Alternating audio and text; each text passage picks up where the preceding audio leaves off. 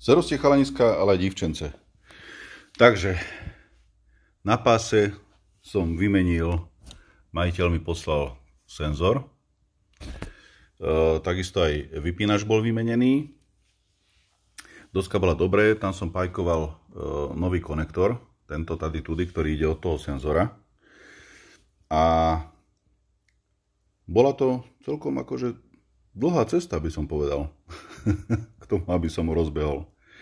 Takže ideme si ho otestovať. Zapnem hlavný vypínač. No poď.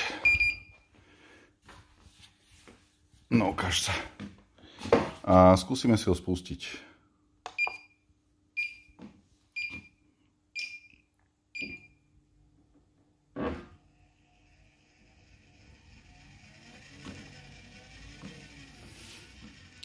Dobre, skúsime tam dať troška vyššiu rýchlosť.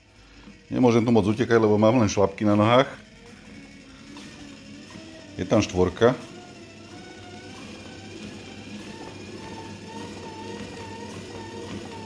A zatiaľ fakčí.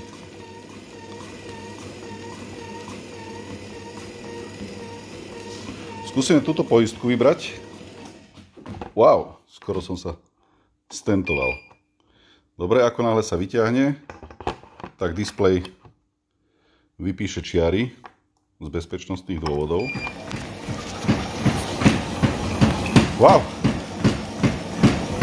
Dal som si plný náklon desinku,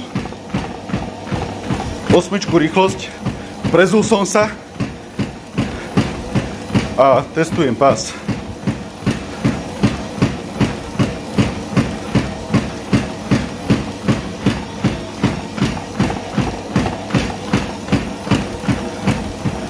On troška búcha, lebo není dobre podložený, takže sa troška prevaluje, ale to je taký malý detail.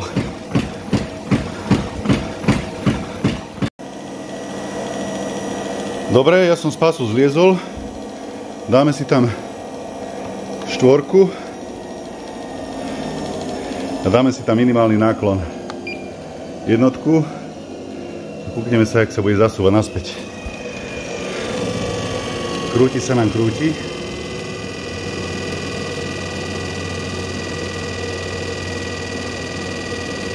A na úplne spodnej úvrati sa tá hriadelka, tá šrobovnica zastaví.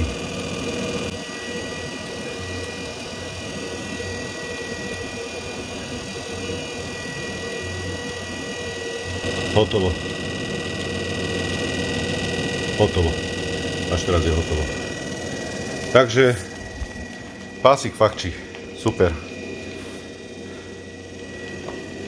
Takže si ho môžem zastaviť tlačítkom stop.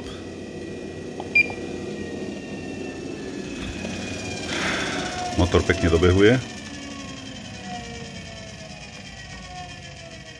A pravdepodobne, áno, aj nám cukli.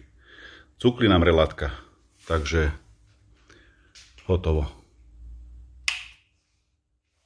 A ak ma chceš podporiť, vybehni na stránku polselectronics.eu, skopíruj všetky veci, ktoré sa ti tam zapáčili a pošli mi to na mail info@polselectronics.eu. Chalani a divčence, ďakujem za zliadnutie. Pekný deň.